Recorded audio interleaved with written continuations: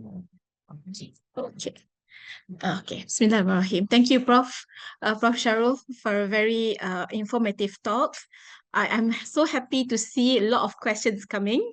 Sakit tangan nak jawab in the chat box, but we will continue to answer the questions.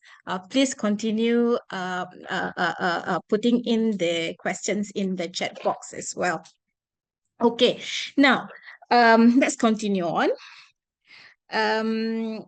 Let's go through a case to implement our knowledge in the CPG on the management of gout. So, of course, start with a case with a history, right? So we have a Mr. A 53-year-old Malay man, presents to GP clinic with right foot pain for 1 day. Okay. Question 1. You don't need to answer this, but you can answer it in your chat box if you like to, or probably answer it your own notes or something like that, and see whether we have asked a correct question ataupun tidak. What further history would we obtain from this patient who come in with a day history of right foot pain? And what physical signs would you look for? Okay. We need to ask about a few things, right? So this is a middle-aged gentleman who come in with foot pain. So where about in the foot that this patient have pain? Is it in the joint? Is it around the tendon? Or is it in the soft tissue area? So when it started, is it within 1 day history? Did it started abruptly, acute in onset? And did it worsen over the last 12 to 24 hours? Or it stays boring pain like that and continues on with the same intensity? Importantly to us, what is the pain score? All right. What else? How does it progress? Okay, how did it happen? Anything in specifically may have brought the pain on? Any history of trauma in the past? Any history, recent trauma? Any history of fever? Any history of taking a certain food that might, if we're talking about gout, that might have precipitated acute gout? What did the patient do when they had this acute joint pain? Did the patient seek help, seek treatment before coming to see us? Did the patient buy anything over the counter? And what does that thing, the medication, do to the patient? Did it relieve it well? No relief at all whatsoever? Okay. Any other joint involvement besides the foot? Is this the first time that this patient has or had similar problem in the past? Okay, and it recurs. Does it recur the same recurrence ataupun something that is very different in characteristic? And history of trauma, right? So these are among the things that we need to elicit during the taking history from the patient. But don't forget that taking history from this patient has to be complete. How about family history? Anyone in the family with similar problem in the past, right? Occupational history.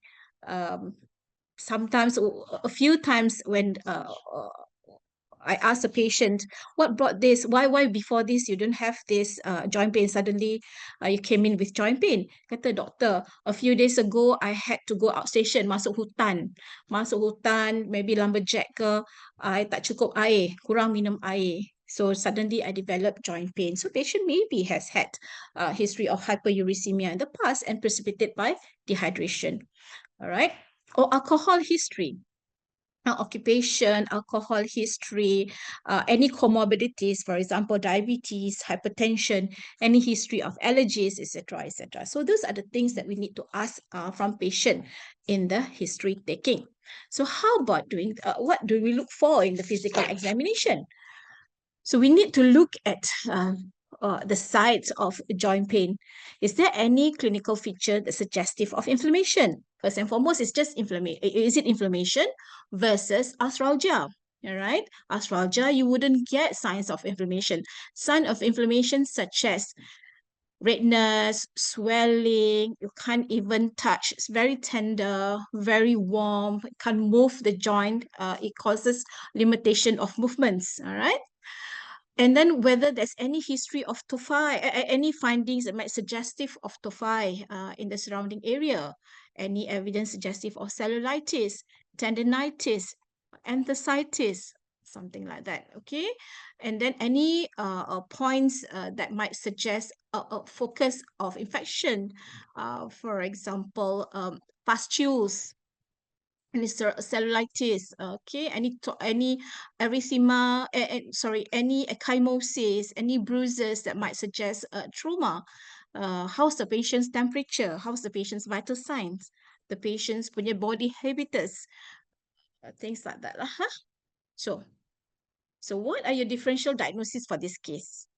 Okay, very acute, abrupt in onset, 1 day, middle-aged gentleman. Probably monoarthritis. So what could be our differential diagnosis? Okay, so I think most of us probably answered them right, right? First thing in our minds, I was always taught by my lecturer before, when you have acute monoarthritis, must always think of septic arthritis. Septic arthritis and septic arthritis until proven otherwise. Other differentials would be gout, or if there's any evidence suggestive of trauma that cause fracture or soft tissue injury. So these are the things that we got from Mr. A. So on further history, Mr. A mentioned that he woke up with sudden pain in his right first metatarsophalangeal joint, MTP joint. What is that? Okay, could it be podagra? Right? He had attended a wedding dinner a day earlier. So what do we eat in the wedding dinner? All right, lots and lots of meats, lots and lots of seafoods maybe, right? And probably alcohol.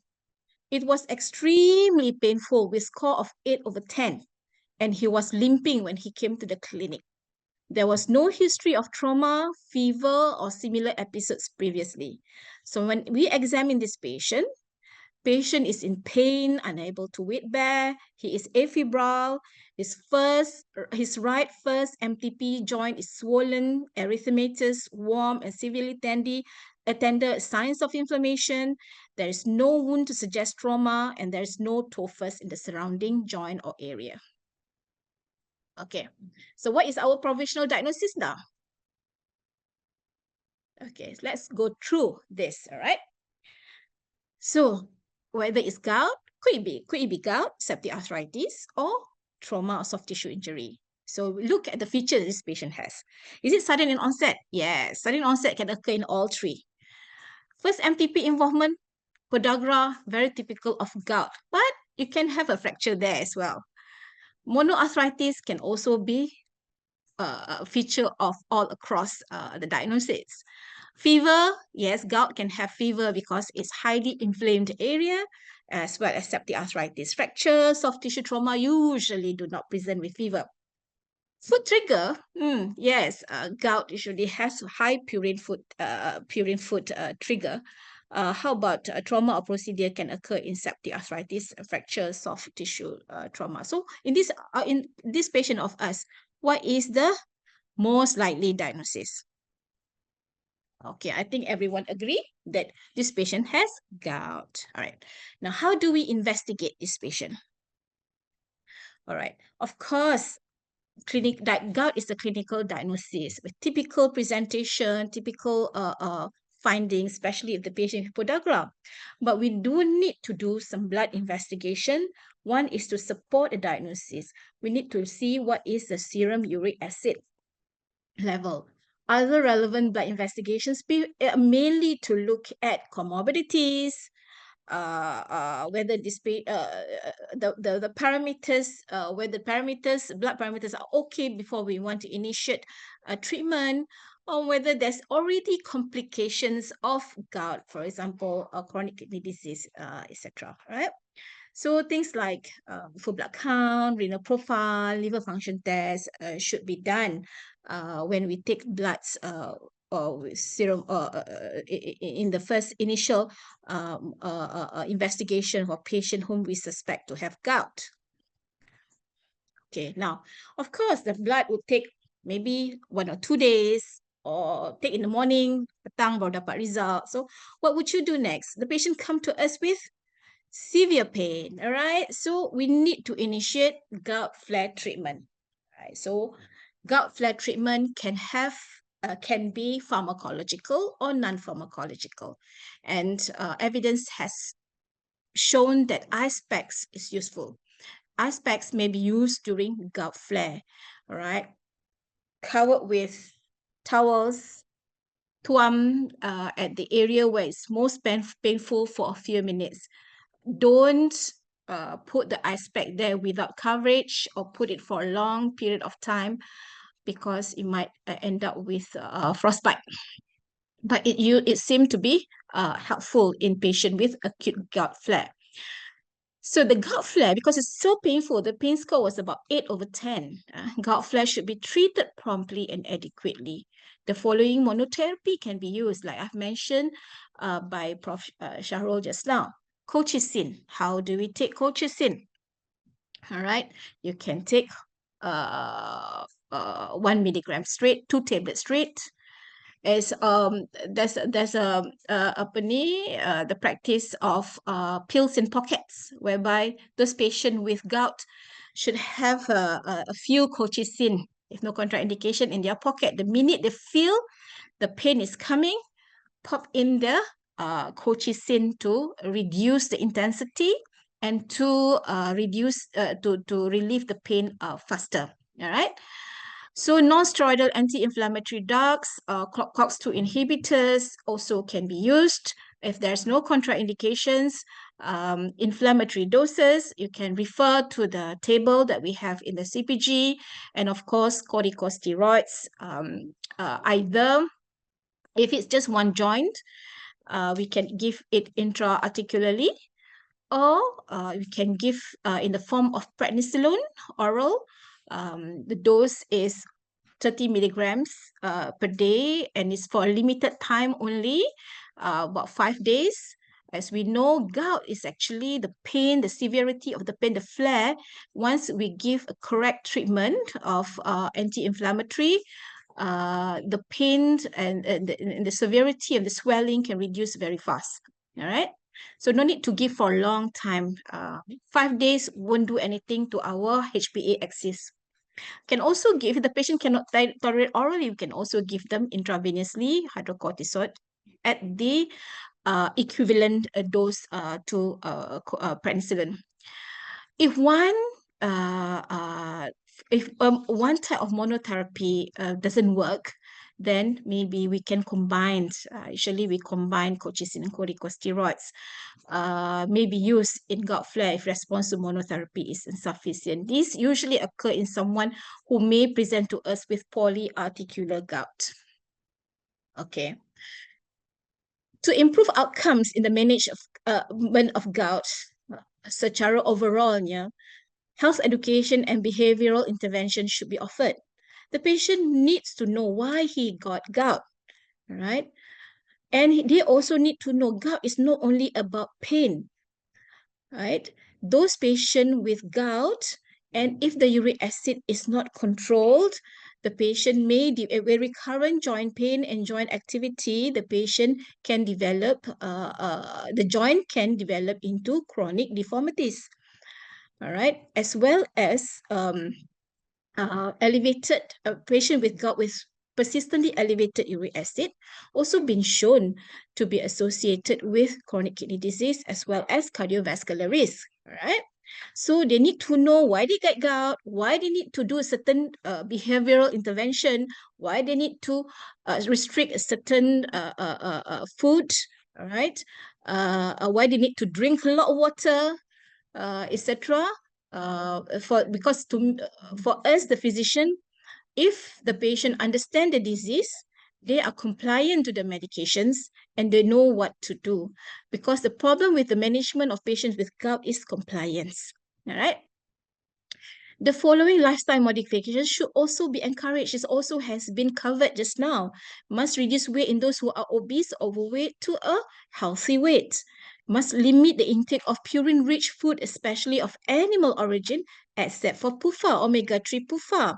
We can refer to the CPG on the list of omega-3 PUFA rich fish that we can take. Actually, a lot of the previous myth has been demissed. All right.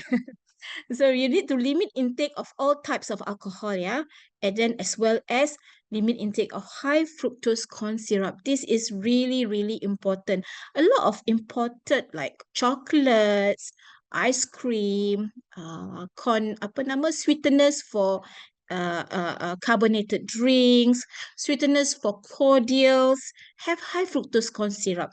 So better avoid all these drinks, yeah.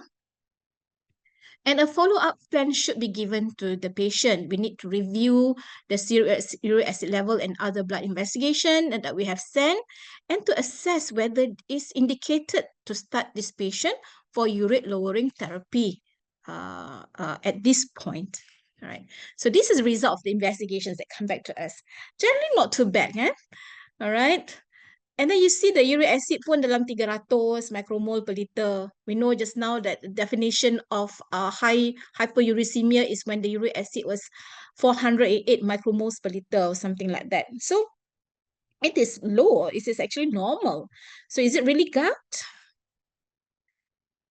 All right. So this is the question. Yes, it can still be gout. Diagnosis of gout should not be made based on hyperuricemia alone. Okay.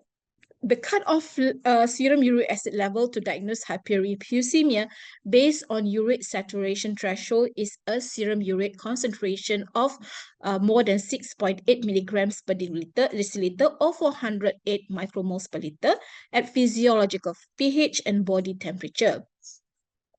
A normal or low serum uric during flare does not exclude gout, as the level may not be elevated during a flare.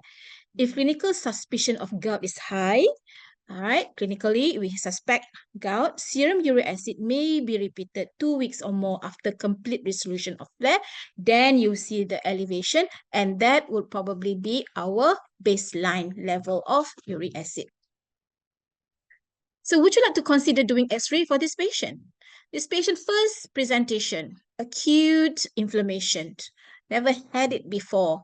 So, the answer is no lah, huh? As the diagnosis of gout is made clinically. However, if it is done, there are several typical features that may suggest gout, usually in the chronic gout where the deformity is already set in. An X-ray may be done if you are not sure of the diagnosis. So, the changes in plain radiograph may take several years to develop. Thus, utility of plain radiograph is limited in early gout, but may be helpful in supporting the diagnosis in later stages. So, these are the thing. We always say kata you nampak the macam apple core appearance whereby you have a bone erosions with overhanging edges and the sclerotic rim macam apple kena gigit. And a bit of bone proliferation, of course, deformity, cause joint space narrowing, and you may see features typical suggestive of tophi on radiograph, right? Right. Now, the next question is synovial analysis to demonstrate MSU crystals is necessary before a diagnosis of gout can be made? What do you think? No, the answer is no. But if you have the facility, if the joint is accessible, easily accessible, have the expertise to do it, carry on and do it and look and examine under the polarized microscope because it is the gold standard. It's a confirmation of the diagnosis of gout.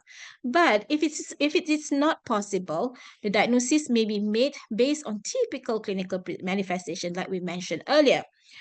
And if we have the musculoskeletal ultrasound and we have someone who can do the musculoskeletal ultrasound may assist in the diagnosis of gout with atypical presentation. So what do we see? Like what Dr. Noliza has shown just now, the double contour signs whereby the uric acid deposited on the cartilage. And you see the double contour sign on the ultrasound. All right.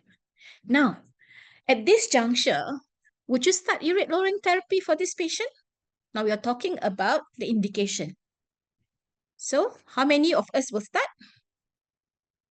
So the answer is no, because this is a first indications, a first presentation of this patient, right? So that in our CPG, indications for urate lowering therapy are if we have recurrent gout flares, defined as 2 flares or more in a year, or presence of tophi, either 1 tophi or more, or the presence of radiographic damage attributable to gout. Okay, so that's the indication of lowering therapy. So this patient's first presentation, all right, and he has no tophi, and I'm sure if first presentation, there's no radiographic damage that is attributable to gout. And we know that management of gout can be pharmacological or non-pharmacological. Non-pharmacological management of gout is equally important as the pharmacological management of gout. So now, he went home, he's well, with it, nothing happened to him, but after 3 months, he came to us. Mr. A returns to clinic with recurrent joint pain on his right big toe, the same place, right? He had 3 similar episodes in between the visits. Okay, how do we further manage this patient? So he had most likely right big toe, recurrent joint pain is most likely podagra. He had diagnosis of gout, recurrent podagra, 3 similar episodes. So how do we further manage? Of course, first and foremost, we must manage the gout flare treatment. Right? Again, aspects may be used during gout flare. All right, and gout flare should be treated promptly and adequately. The faster, the earliest you treat it, the better. All right. So again, colchicine or non-steroidal anti-inflammatory drugs or COX-2, corticosteroids, or combination can be used if monotherapy is insufficient. So our recommendation number 5, to improve outcomes in the management of gout, health education, again and again. We keep mentioning this because this is very important. One of the reason why gout, which is an ancient disease, up until now, we have more and more patient not controlled, is because of non-compliance, poor compliance. So health education and behavioral intervention should be persistently and continued and repeatedly offered. Okay. The following lifestyle modifications should be encouraged, like we have mentioned earlier. Now, would you start ULT for this patient? And what ULT would you start him on? Yes, okay, there's indication already. He has recurrent gout flares. Don't think he has tophi or presence of radiographic damage attributable to gout, but he has recurrent gout flares already. So our recommendation for treat to target strategy aimed for serum uric acid of less than 360 micromoles per liter should be applied to treatment of all gout patients. Okay, if patient got tophi or renal calculi, so the serum uric level that we aim for is actually lower than 300 micromoles per liter. All right. So which one to start? So allopurinol is the first line therapy. It should be started at low dose and increased gradually because of the issues that mentioned by Prof. Sharul just now, right?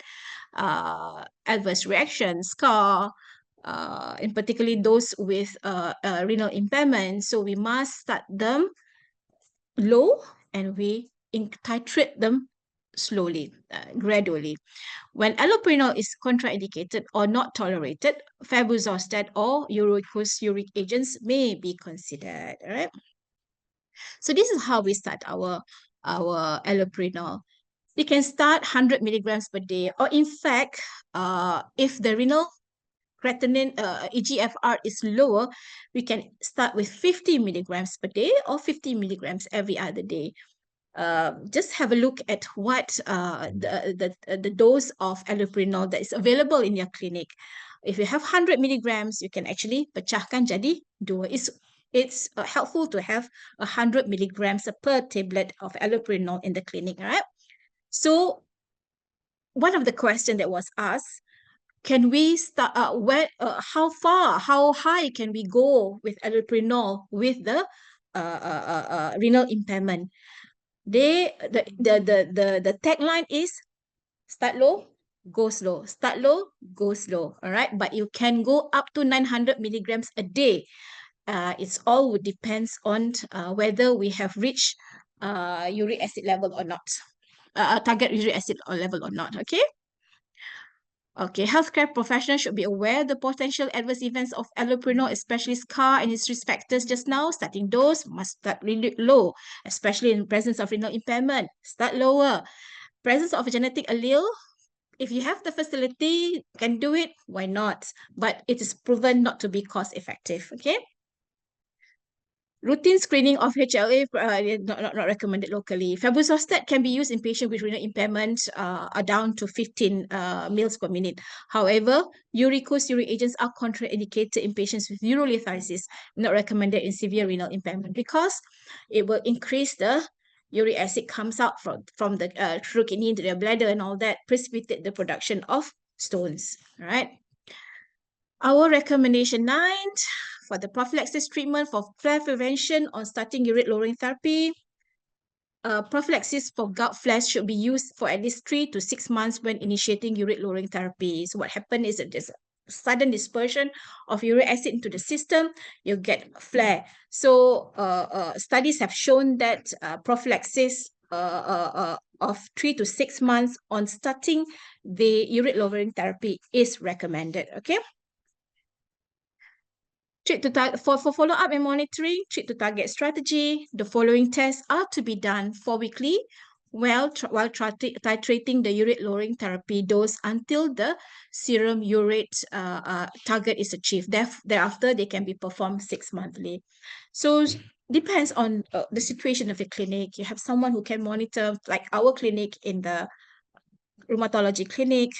It's difficult for us to see the patient every month. So what we do is that we have a system where we can titrate it, either being reviewed by the trainee or being reviewed by the nurse or being reviewed by the pharmacist, and will inform us how to titrate the uric lowering therapy until the serum uric acid target is achieved. Okay, and after achieved, you can perform them monthly. All right. Of course, you must check your renal test, liver function test, as well as liver function test, because most of these medication are metabolized in the liver. Okay. So when should you refer the patient to the rheumatologist? As mentioned by Prof just now, for diagnostic indications, we are unclear diagnosis with atypical clinical presentation, including suspected gout. For example, the patient that somebody asked the questions is now with chronic joint pains, negative investigation for RA. Could this patient has gout with uric acid like that? We're not sure. Why don't we refer to us, right? Women usually before onset of menopause, jarang. So usually gout is not the first thing in our mind, but we do find a few who have onset of gout before menopause, especially those with obese CKD or someone with strong family history of gout and unsure, refer to us. So early onset of gout in men also, if you're not sure, refer to us. Also can refer to us for therapeutic indications. For example, started treatment but refractory, right? Or failure to achieve serum uric acid target to less than 360. This patient probably needs something beyond other than allopurinol, right? So these are the list. The list goes on and on. You can have a look at the list, when to refer to us as well as when to refer to surgery. All has been illustrated by Prof. Shahrul just now. Right. Okay. Okay. All right. So, turn up volume. All right. So this is algorithm that is in our CPG, I think very easily used and looked at. If you have someone with acute monoarthritis or oligoarthritis, does this patient has clinical feature of gout or not? Involvement first metatarsophalangeal joint, ankle, midfoot, feature of inflammation, time to maximal pain, very fast, peaked within 24 hours, recurrence of typical attacks in the past, and they have intercritical episodes later on, becomes chronic gout, and then there's evidence of tophus. If yes, then this patient has gout and some investigation need to be done. Bear in mind, normal serum uric acid during acute gout flare does not exclude the diagnosis of gout. It can repeat after 2 weeks. The treatment of gout, pharmacological, non-pharmacological, equally important. First and foremost, acute gout flare treatment, and subsequently look whether there's an indication for ULT. Then if there is indication for ULT, we start ULT. The first ULT to start is allopurinol. How do we start? Start low, go slow. And then we manage and monitor patient accordingly, adjust medication to reach uric acid target of at least 360 micromoles per liter and below. All right. That's all for the case discussion. Thank you so much. I think keep the question coming. We are still answering questions on the other end. All right.